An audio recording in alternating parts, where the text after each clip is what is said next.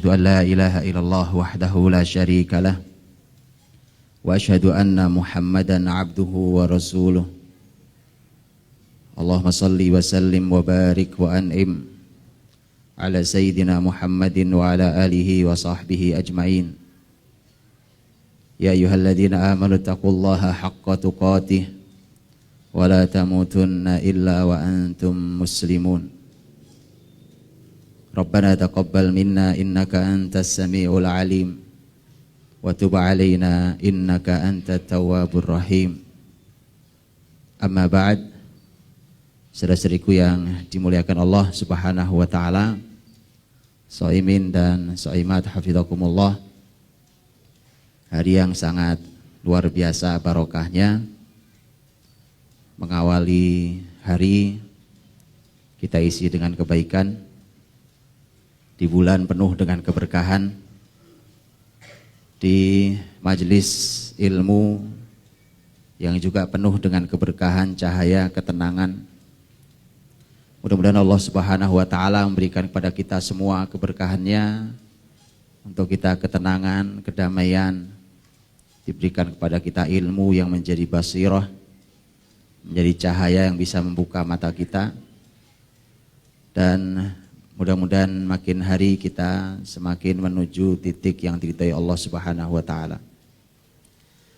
Saudari rahmati Allah Subhanahu wa taala, temanya adalah sirah dalam Al-Qur'an. Bagaimana Al-Qur'anul Karim menuturkan tentang sejarah dengan cara Al-Qur'an yang mukjizat dan pasti berbeda dibandingkan dengan buku sejarah menuturkannya. Bedanya jelas bahwa Al-Quran adalah mukjizat, setiap hurufnya adalah mukjizat, bahkan memiliki makna yang besar dan pasti berbeda dengan buku sejarah. Walaupun dalam Al-Quran sepertiganya adalah sejarah, tapi Al-Quran bukan buku sejarah. Al-Quran adalah panduan, karenanya sejarah yang ditulis di sana pasti untuk panduan, pasti digunakan untuk memandu perjalanan orang-orang beriman di sepanjang zamannya. Nah, saudara dirahmati Allah Subhanahu wa taala, hari ini kita ingin memulai dari sebuah kisah yang juga ibrahnya terbaik untuk kita umat Muhammad sallallahu alaihi wasallam, walau dia terjadi jauh sebelum Nabi Muhammad sallallahu alaihi wasallam, yaitu kisah Nabiullah Yusuf alaihissalam yang oleh Al-Qur'an dibuatkan oleh Al-Qur'an. Ada satu surat khusus, yaitu surat Yusuf. Kita akan melihat, tentu karena waktu kita tidak panjang, karena surat Yusuf itu ada 111 ayat, yang kalau satu ayat dibahas 1 menit saja itu 111 menit. Kalau satu ayatnya dibahas setengah jam, antum kebayangkan berapa hari selesainya. Dan pasti sangat banyak para ulama telah menulis, mengambil hikmah, mengambil ibrah, pelajaran, nasihat dari kisah Yusuf. Jangankan para ulama, Nabi Muhammad SAW sendiri berkali-kali dalam hidupnya mengambil keputusan, menyampaikan sesuatu berdasarkan kisah surat Yusuf alaihissalam. Kisah Nabi Yusuf alaihissalam banyak contohnya, bukan hanya Nabi SAW, bahkan hingga Ummul Mukminin Aisyah radhiyallahu anha, ketika beliau ditimpa musibah hadithul ifki, kisah tuduhan dusta kepada beliau, maka pun Aisyah radhiyallahu anha mengambil kalimat dari kisah Nabiullah Yusuf alaihissalam. Bahkan dalam qiyamul lailnya, sebagaimana diriwayatkan oleh Umar radhiyallahu anha, bahwa Aisyah radhiyallahu anha membaca ayat dalam surat Yusuf diulang dan setelah kemudian dia menangis. Sepanjang dia mengulang, sepanjang itu dia menangis. Qiyamul lail sepanjang itu dengan menggunakan satu ayat, dan ini adalah satu hal yang menunjukkan bahwa surat Yusuf luar biasa. Contohnya Rasulullah SAW ketika beliau, nanti ada babnya, ketika beliau di Mekah dalam dakwahnya dan diganggu oleh orang-orang Quraisy, kemudian beliau berdoa pada Allah Subhanahu wa taala, Allahumma a'inni alaihim bisab' kasab' sinin Yusuf. Ya Allah, bantu aku mengalahkan orang-orang Quraisy itu dengan 7 tahun yang sulit di masa Yusuf. Itu doa Nabiullah Muhammad SAW. Dan Allah Subhanahu Wa Taala memberikan masa yang sangat sulit bagi orang-orang Quraisy dengan doa Nabi SAW, dan baru berhenti ketika mereka minta agar Nabi Muhammad berdoa pada Allah untuk dihilangkan. Jadi mereka juga tahu bahwa ada Allah yang menghilangkan itu, ada Allah yang mengabulkan doa Nabi. Tapi mereka juga tidak kunjung beriman. Rasulullah SAW bahkan di peristiwa sangat penting ketika Rasulullah SAW beliau sudah berhadapan dengan para pembesar Quraisy yang sudah gemetar ketakutan. Nabi naik ke pintu Ka'bah. Kemudian di hadapannya dikumpulkan para pembesar yang masing-masing tahu apa dosanya pada Nabi SAW. Masing-masing tahu mereka pernah berlaku kriminal terhadap Nabi SAW. Nabi SAW bertanya, "Mata dhunnun anni fa'ilun bikum?" Menurut kalian, saya mau apakan kalian ini? Ini orang sudah gemeteran. Orang sudah gemeteran itu tinggal nunggu mau dihukum apa. Bahkan mungkin mereka sudah membayangkan dihukum mati. Karena Nabi juga sudah mengumumkan nama-nama yang harus dihukum mati. Dimanapun mereka berada, bahkan bergelantungan di sekitar Ka'bah sekalipun. Kata Nabi, bunuh mereka dimanapun berada. Nama-namanya sudah keluar, Pak. Maka para pembesar pasti sangat gemetaran itu. Karena kebayang oleh mereka, mati nih kita ini. Nabi SAW begitu mengumpulkan malah membuat mereka semakin gemetar pasti. Orang sudah gemeteran nunggu hukuman, malah ditanya, kira-kira mau saya apain kalian? Bayangkan?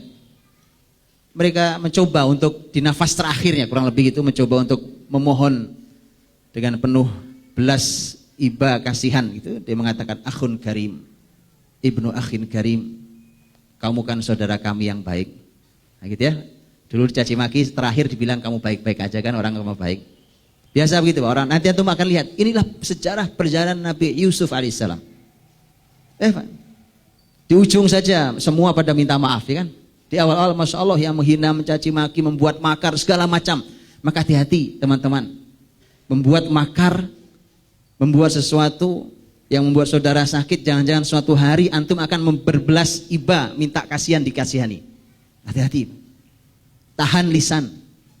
Tahan tangan antum membuat coretan. Hati-hati, suatu hari antum minta maaf. Dan saat itu bayangkan, antum tidak tahu berhadapan dengan siapa. Apakah akan berhadapan dengan orang semulia, mudah memaafkan seperti Nabiullah Muhammad dan Nabi Yusuf, antum tidak akan tahu.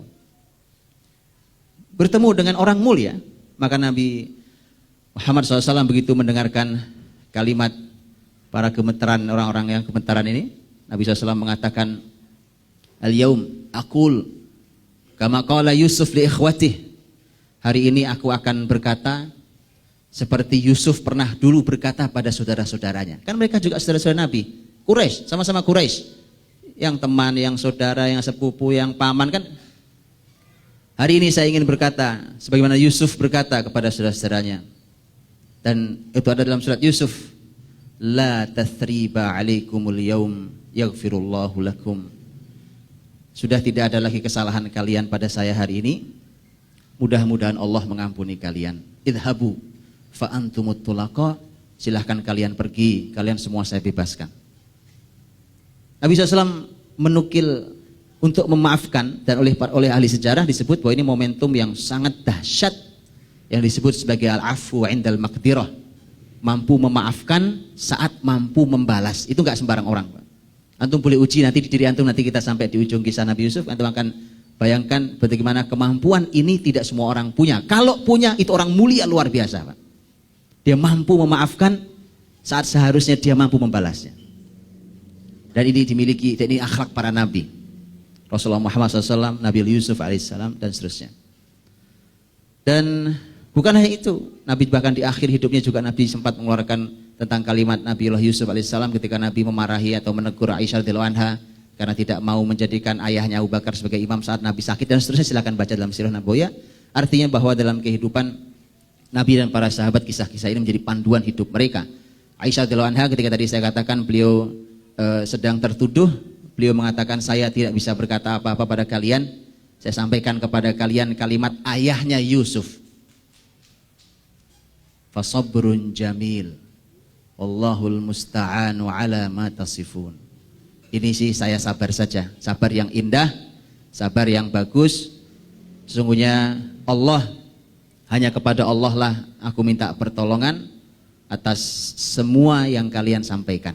Ini tentang Aisyah radhiyallahu anha, bahkan menukil kalimatnya ayahnya Nabiullah Yusuf alaihissalam, yaitu Nabiullah Ya'qub alaihissalam. Saya sedikit rahmati Allah subhanahu wa ta'ala. Jadi artinya bahwa betapa kehidupan para nabi, kisah-kisah terdahulu itu menjadi ibrah yang luar biasa. Makanya kalau antum buka di akhir surat Yusuf, Allah berfirman, laqad kana fi qasasihim ibrah liulil albab. Sungguh pada kisah-kisah mereka ada ibrah, ada pelajaran. Ibrah itu, Bapak Ibu dirahmati Allah, kata ibr, ain ba ra itu sebenarnya kalau antum dari sini ke sana itu namanya nyebrang jalan, betul? Dan itu ibr.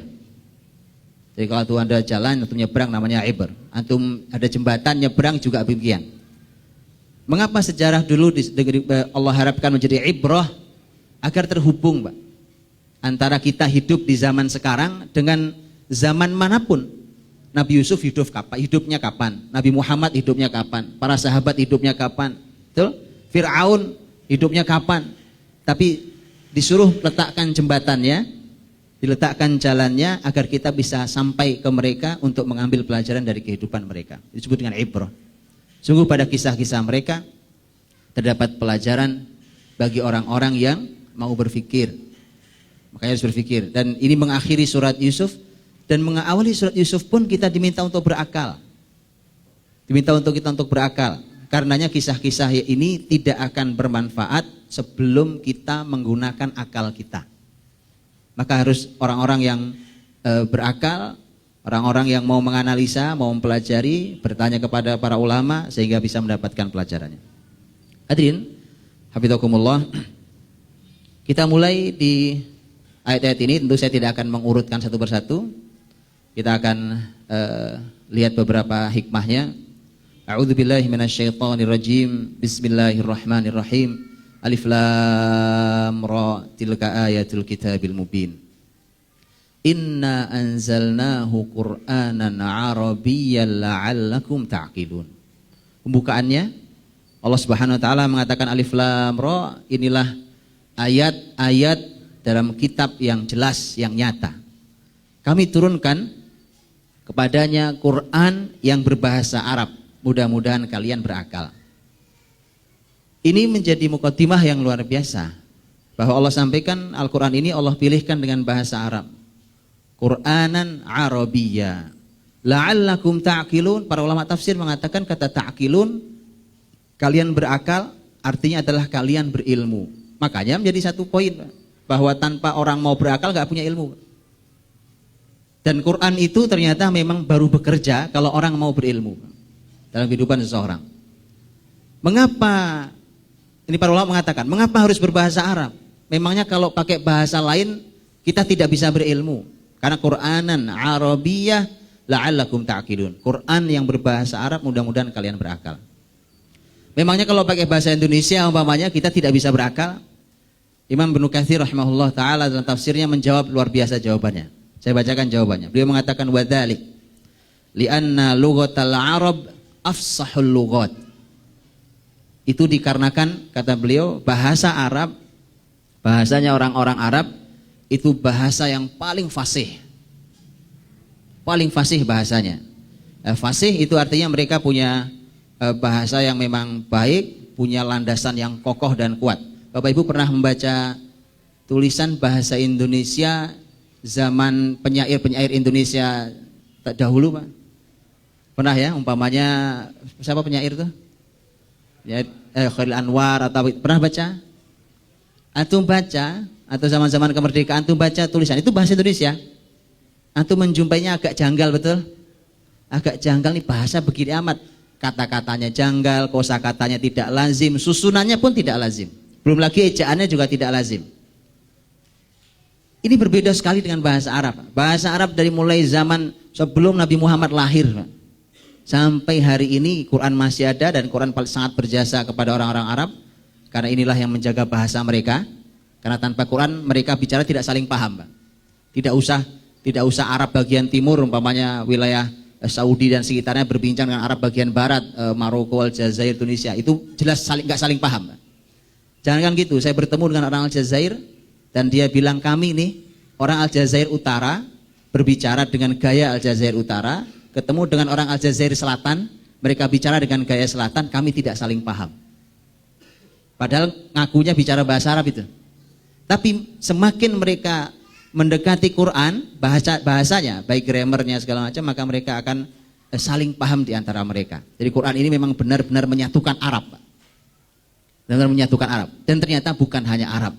Karena di peradaban Islam zaman manapun selalu bahasa Quran adalah bahasa persatuan. Makanya sebagaimana antum semangat belajar bahasa asing yang lain, maka bersemangatlah lebih dari itu untuk belajar bahasa persatuan ini. Imam Ibnu Katsir mengatakan, karena bahasa Arab adalah bahasa yang paling fasih.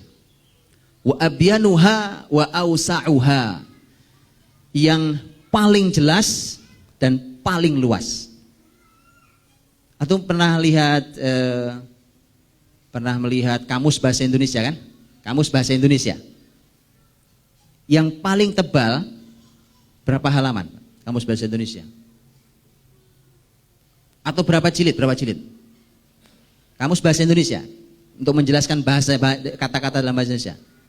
1 jilid. Nanti antum cari berjilid-jilid kamus bahasa Arab. Berjilid-jilid. Bisa puluhan jilid kamus bahasa Arab. Bahasa yang sangat luas. Bahkan mereka bisa mengungkapkan sesuatu, satu hal atau sesuatu dengan sekian puluh nama. Contohnya pedang, bawahnya kan, dan orang Arab senang sekali, bangga sekali dengan pedang, gitu ya.